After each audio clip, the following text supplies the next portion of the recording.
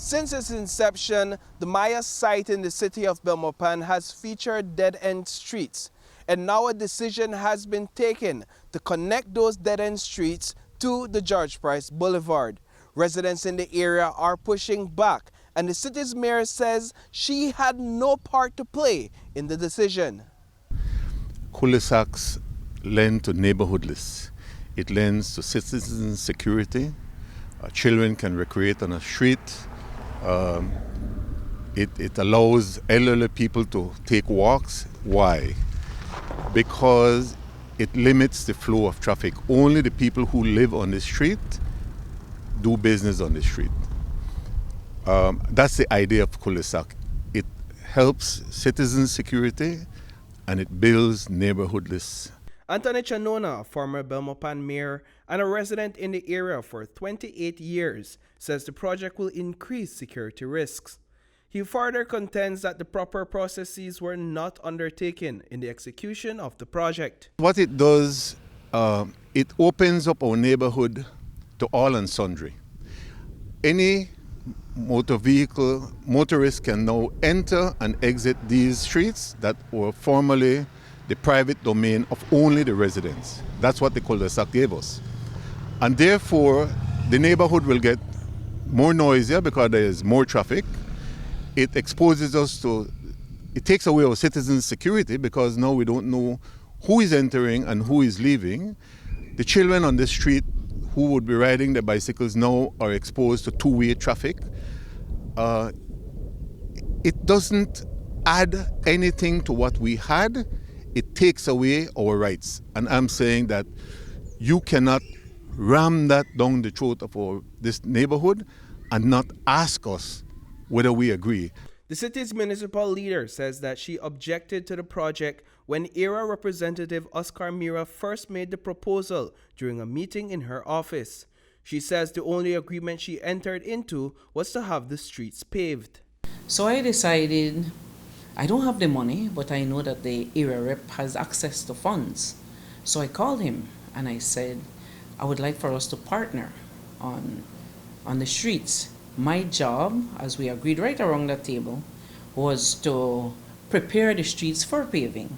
So we spent quite a sum of money as well to prepare the streets. One morning, recently, a few days ago, Mayor Chanona called me and he was rather upset about the opening up the cul-de-sacs.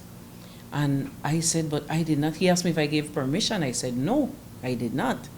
I made it categorically clear to the area rep that I was, because he said right around the table that he's going to burst them open.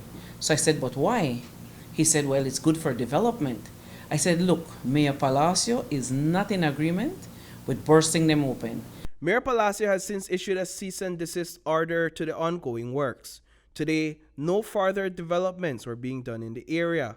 Concrete culverts lay along the George Price Boulevard awaiting a final determination, while at least one intersection has been completed.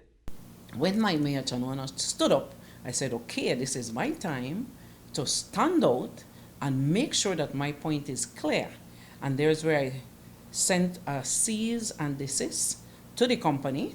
How is it that, as the mayor, these works would have been able to go ahead without your approval, without your consent, without some sort of agreement from you? You are, at the municipal level, the head of this city. In this case, a lot of things has happened in this city by the same persons that we're speaking about. And I see it as development anyhow. And I would have loved to be a part of all those developmental works. But when I would pass by and I would see certain things happening, I say, okay, it's in the best interest of all of us, the entire city. So I never reacted. I kept quiet. By right, all these streets should have come through me. I never sent a cease and desist, a stop order, any at all. This is the first that I've sent.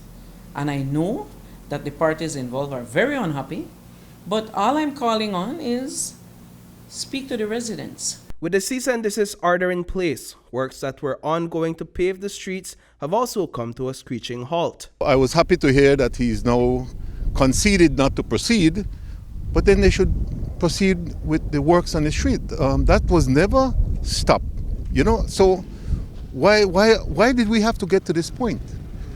Just follow the rule of law and do what you were hired to do. And right now, I am calling on the area representative to go and pave those streets as we had agreed. I was there earlier today, and that's the reason I went live, because I wanted to see if the paving had started, and it hasn't. Reporting for News 5 from the city of Belmopan, I am Paul Lopez.